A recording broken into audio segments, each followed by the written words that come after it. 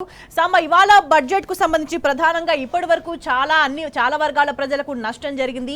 So ఈ నష్టాన్ని నివారించే విధంగా బడ్జెట్ లో ఏమైనా కేటాయింపులు ఉంటాయా, ఏమైనా ఉపశమనం దొరుకుతుందా అని ఆశగా ఎదురు చూస్తున్న వాళ్ళ ప్రజలందరికీ కూడా పూర్తిగా నిరాశ మిగిలిన పరిస్థితి కనిపిస్తోంది. అక్కడ జిల్లా వ్యాప్తంగా ప్రజలు ఏమనుకుంటున్నారు, ముఖ్యంగా రైతులకు మళ్ళీ మోసమే జరుగుతోందనే భావన కూడా కనిపిస్తోంది. స్వేచ్ఛ గవర్నమెంట్ ప్రవేశపెట్టినటువంటి బడ్జెట్ ఇది పూర్తి స్థాయి బడ్జెట్ అని చెప్పుకోవచ్చు. ఈ బడ్జెట్లో అనేక ఆకాంక్షల ప్రతిబింబంగా ఉంటుందనేటువంటిది ముఖ్యంగా అన్ని జిల్లాల ప్రజలు ఎదురు చూసినట్టుగా ఖమ్మం జిల్లా ప్రజలు కూడా ఎదురు చూశారు. ఎందుకంటే ఈ బడ్జెట్ను ఫుల్ ఫ్లెడ్జ్డ్గా పెట్టారు కాబట్టి ఈ ఏడాది నుంచి కనీసం ఈ 6 గ్యారంటీలకు సంబంధించినటువంటి అంశాల యొక్క ప్రతిపాదన ఉంటుంది. 424 హామీలు ఏదైతే ఇచ్చారో ఆ హామీలకు కేటాయింపులు ఉంటాయి. ఇప్పటివరకు అమలు కాని పథకాలు అమలు చేస్తారేమో అనేటువంటి ఆశతో ఎదురు చూసేటువంటి ప్రజలకు తీవ్రమైనటువంటి నిరాశను ఇవాళ బడ్జెట్ మిగిల్చిందని చెప్పుకోవచ్చు. ఈ ప్రభుత్వానికి ప్రయారిటీస్ లేకుండా పోయినాయి. ఏ రంగాన్ని ప్రయారిటీగా తీసుకుంటుంది ప్రభుత్వం అనేటువంటి అంశాన్ని ప్రభుత్వం దగ్గర క్లారిటీ లేదు, ఆర్థిక శాఖ దగ్గర క్లారిటీ లేదు. అట్లాగే ప్రజలకు కూడా స్పష్టమైనటువంటి ఒక సంకేతం ఇవ్వడంలో కాంగ్రెస్ ప్రభుత్వం ఫెయిల్ అయింది అనేటువంటి చర్చ ఖమ్మం జిల్లా వ్యాప్తంగా జరుగుతుంది. ఎందుకంటే కేసీఆర్ హయాంలో ఒక్కొక్క 2 ఏళ్ళు 3 ఏళ్లకు ఒక రంగాన్ని ప్రధానంగా తీసుకోవటం, ప్రయారిటీ వైజ్గా తీసుకొని పనులు పూర్తి చేసినటువంటి అంశాలను మనం చూసాం. గత 10 ఏళ్లుగా తెలంగాణలో జరుగుతున్నటువంటి అంశం ఏంటంటే ముఖ్యంగా సాగునీటి రంగాన్ని ప్రధానమైనటువంటి ఎజెండాగా తీసుకున్నటువంటి కేసీఆర్ ప్రభుత్వం నాడు కాళేశ్వరం కావచ్చు, సీతారామ కావచ్చు, పాలమూరు రంగారెడ్డికి సంబంధించినటువంటి పథకాలు కావచ్చు, ముఖ్యంగా సాగునీటి రంగానికి సంబంధించినటువంటి పథకాలకు అధికమైన కేటాయింపులు చేసి ముఖ్యంగా ఆ ప్రాజెక్టును పూర్తి చేసేటువంటి అంశం మీద బీఆర్ఎస్ ప్రభుత్వం అప్పుడు దృష్టి పెట్టింది. ఆ తర్వాత ఇన్ఫ్రాస్ట్రక్చర్ డెవలప్మెంట్, ఆ తర్వాత సంక్షేమము, ఇట్లా ప్రయారిటీ వైజ్గా కేటాయింపులు చేసుకుంటూ బడ్జెట్కి ఒక వాస్తవిక రూపాన్ని అంటే ప్రజలతో లింకప్ అయినటువంటి బడ్జెట్ను కేసీఆర్ ప్రభుత్వం ప్రవేశపెట్టింది. గత 10 ఏళ్లుగా ప్రజలు అది చూసి అనుభవించినటువంటి పరిస్థితులు ఉన్నాయి. ఇప్పుడు డిఫరెంట్ బడ్జెట్ను ప్రజలు చూస్తున్నారు.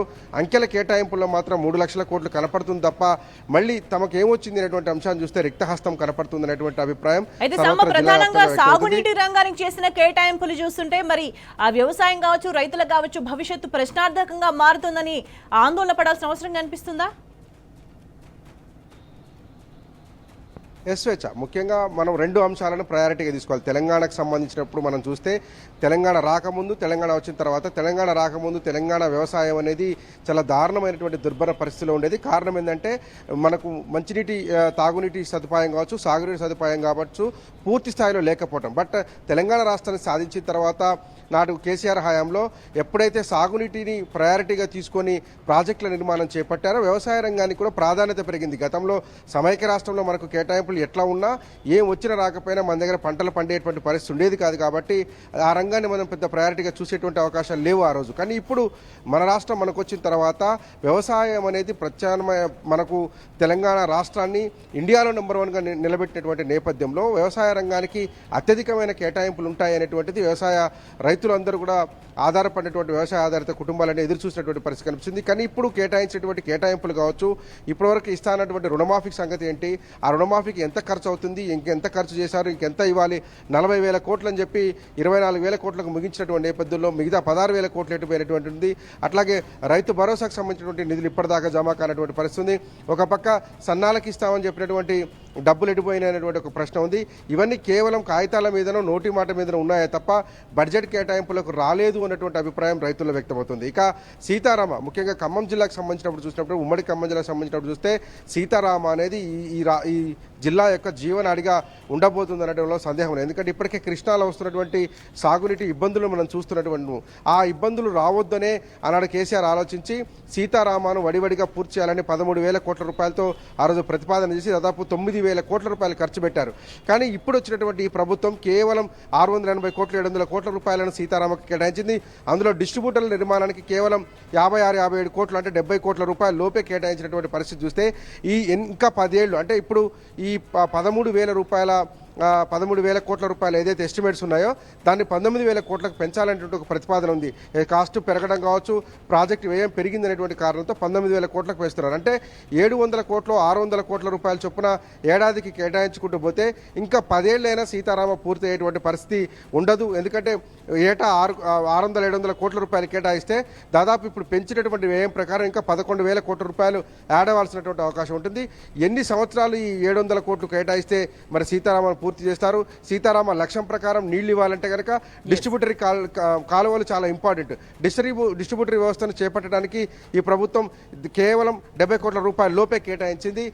కొత్తగా తీసుకొచ్చినటువంటి ఎత్తిపోతల పథకాలకు ఇచ్చినంత కూడా సీతారామకు కేటాయింపులు చేయలేదు అంటే ప్రభుత్వం యొక్క ప్రాధాన్యత ఏందో అర్థం చేసుకోవచ్చు. సీతారామను పూర్తి స్థాయిలో పండబెట్టబోతున్నారు, సీతారామను నిర్లక్ష్యం చేయబోతున్నారు అనడానికి ఇది ఒక ప్రత్యక్షమైనటువంటి ఉదాహరణగా చెప్పొచ్చు. కేవలం అన్ని రకాల కేటాయింపులు చూస్తే కూడా 700 కోట్లకు మించి సీతారామకు ఇవ్వలేదు.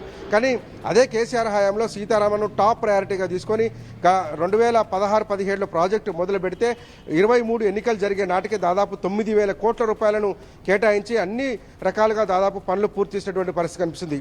మిగిలినటువంటి డిస్ట్రిబ్యూటరీ వ్యవస్థలు అట్లాగే టన్నెల్ పనులను చిన్న చిన్న లిఫ్ట్లను పెట్టి పూర్తి స్థాయిలో నీటిని వినియోగంలోకి తీసుకురావాల్సినటువంటి సీతారామ పట్ల ఈ ప్రభుత్వానికి చిత్తశుద్ధి లేదనేటువంటి అంశాన్ని మరోసారి తెలంగాణ రైతాంగం చర్చించుకుంటుంది. ముఖ్యంగా బడ్జెట్ కేటాయింపులలో చెప్పినటువంటి అంశాల్లో ఖమ్మం జిల్లా పేరును పలు సందర్భాల్లో ప్రస్తావించినప్పటికీ, ఎందుకంటే ఆర్థిక శాఖ మంత్రి ఈ జిల్లాకు సంబంధించినటువంటి వ్యక్తి కాబట్టి పదే ఖమ్మం జిల్లాకు సంబంధించినటువంటి ప్రాజెక్టుల పేరులో లేకపోతే ఖమ్మం జిల్లాకు సంబంధించినటువంటి కేటాయింపుల విషయాన్ని అంటే విడమర్చి చెప్పేటువంటి ప్రయత్నం చేసినప్పటికీ ఓల్ అండ్ సోల్గా ఖమ్మం జిల్లాకు జరిగింది ఏమీ లేదనేటువంటిది స్పష్టంగా కనపడుతోంది. కొద్దిసేపటి క్రితమే పీడీఎస్ విద్యార్థి సంఘం నేతృత్వంలో విద్యారంగానికి జరిగినటువంటి అధ్యాయాన్ని నిరసిస్తూ పెద్ద ఎత్తున బడ్జెట్ ప్రతులను కాలబెట్టినటువంటి నేపథ్యం కూడా ఖమ్మం జిల్లాలో ఉంది. ఈ జిల్లాకు ప్రత్యక్షంగా ఆర్థిక మంత్రి ఉండటము, 3 మంత్రులు ఉన్నారనేటువంటి ఒక ఆనందంతో ఖచ్చితంగా ఈసారి కేటాయింపుల్లో అధికంగా ఉంటుంది. ఈ జిల్లా నుంచి ప్రాతినిధ్యం వహిస్తున్నటువంటి మంత్రులు జిల్లాకు సంబంధించినటువంటి ఆ ప్రాజెక్టుల విషయంలో కొంత నిధులు ఎక్కువ కేటాయించుకుంటారు, అధికమైన నిధులు తీసుకొస్తారనేటువంటి ఆశతో ఉన్నటువంటి ప్రజలకు ఒక ఆశానిపాతం లాగా ఈ బడ్జెట్ మారిందని చెప్పుకోవచ్చు. ప్రధానమైనటువంటి ఇక్కడ ఒక వ్యవసాయ ఆధారితమైనటువంటి పరిశ్రమలు తీసుకొస్తామని చెప్పారు. కానీ కేసీఆర్ హయాంలోనే బుగ్గపాడు దగ్గర ఇండస్ట్రియల్ పార్క్ ఏర్పాటు చేశారు. అందులో పరిశ్రమలు తీసుకొచ్చేటువంటి ప్రయత్నం కూడా ఈ ప్రభుత్వం చేయకపోగా వ్యవసాయ ఆధారిత పరిశ్రమలు పెడతామని తప్పించుకునేటువంటి ప్రయత్నం చేస్తున్నటువంటి అభిప్రాయం కూడా ఖమ్మం జిల్లా రైతాంగంలో వినపడుతోంది. ఎందుకంటే ఖమ్మం పూర్తిగా వ్యవసాయ రంగం మీద ఆధారపడినటువంటి ప్రాంతం. ఇక్కడ పండ్ల తోటలు కావచ్చు, అట్లాగే ఆహార ధాన్యాలు, కమర్షియల్ పంటలు అనేటువంటి మిర్చి లాంటివి కూడా అధికంగా పండుతాయి. మిర్చి, మొక్కజొన్న లాంటివి కూడా అధికంగా పండేటువంటి ప్రాంతం కాబట్టి ఇక్కడ ఫుడ్ ప్రాసెసింగ్ యూనిట్లు రావాలని రైతులు కోరుకుంటున్నారు, అన్ని పార్టీలు కోరుకుంటున్నాయి. కానీ ఒక స్పష్టమైన రోడ్డు మ్యాప్ ప్రకటించేటువంటి ప్రయత్నం ఈ ప్రభుత్వం చేయలేదు. గతంలో ఉన్న ప్రభుత్వం ఒక స్పష్టమైనటువంటి విధానంతో బుగ్గపాడు దగ్గర సత్తుపల్లి ప్రాంతంలో ఫుడ్ పార్క్ ఏర్పాటు చేయడం, గత ప్రభుత్వాలు దాన్ని శంకుస్థాపన చేసి వదిలేస్తే బీఆర్ఎస్ ప్రభుత్వం వచ్చిన తర్వాత దానికి నిధులు కేటాయించి ఇన్ఫ్రాస్ట్రక్చర్ అంతా తీసుకొచ్చి పూర్తి స్థాయిలో అక్కడ పరిశ్రమలు నెలకొల్పడానికి అనుకూలమైనటువంటి బుగ్గపాడు ఇండస్ట్రియల్ పార్కును ప్రారంభించి ఇచ్చారు. కాంగ్రెస్ ప్రభుత్వం వచ్చిన తర్వాత దాన్ని ప్రారంభించి అందుబాటులోకి తీసుకొస్తే బాగుండేది. అక్కడ పరిశ్రమల ఏర్పాటు ఇప్పటివరకు దిక్కులేదు. దాదాపు 16 నెలల కాలంలో కొత్తగా ఈ జిల్లాకు ఒక కొత్త పరిశ్రమ వచ్చేటువంటి పాపన పోలేదు. కానీ మళ్ళీ ఇదే జిల్లాలో మళ్ళీ అదే పాట పాడారు. వ్యవసాయ శాఖకు సంబంధించినటువంటి అనుబంధ రంగాలకు సంబంధించినటువంటి పరిశ్రమలు పెడతాం, ఏం పరిశ్రమలు పెడతారు, ఎక్కడ పెడతారనేటువంటి అంశాలు మాత్రం ఒక స్పష్టత లేదు. కానీ ప్రజలను మభ్యపెట్టే రీతిలో ఒక 10 సార్లు ఖమ్మం జిల్లాకు పేరును ప్రతిపాదించినట్టుగా చిన్న చిన్న లిఫ్ట్ ఇరిగేషన్లు, మెయింటెనెన్స్ వర్కులు, అట్లాగే వైరా రిజర్వాయర్ లాంటి దానికి ఒక 10 కోట్లు కేటాయించడం లాంటి భక్తరామ్ దాస్కి అయితే కేవలం 9 లక్షల రూపాయలు కేటాయించినట్టుగా చెప్తా ఉన్నారు. అంటే మొత్తం కేటాయింపుల్లో 10 సందర్భాల్లో జిల్లా పేరు చెప్పినప్పటికీ కూడా మొత్తంగా చూస్తే కనుక చిల్లరే వచ్చింది తప్ప ఒక విధిమిద్దంగా ఇంత 3 మంత్రులందుకు ఇక్కడ ట్రమండస్ విక్టరీ ఆ పార్టీకి ఇచ్చినందుకు కనుక జిల్లాకు అదనంగా ఒరిగింది ఏమీ లేదు అనేటువంటి విషయాన్ని కూడా ఇక్కడ ప్రజానికం చర్చించుకున్నది స్వేచ్ఛ.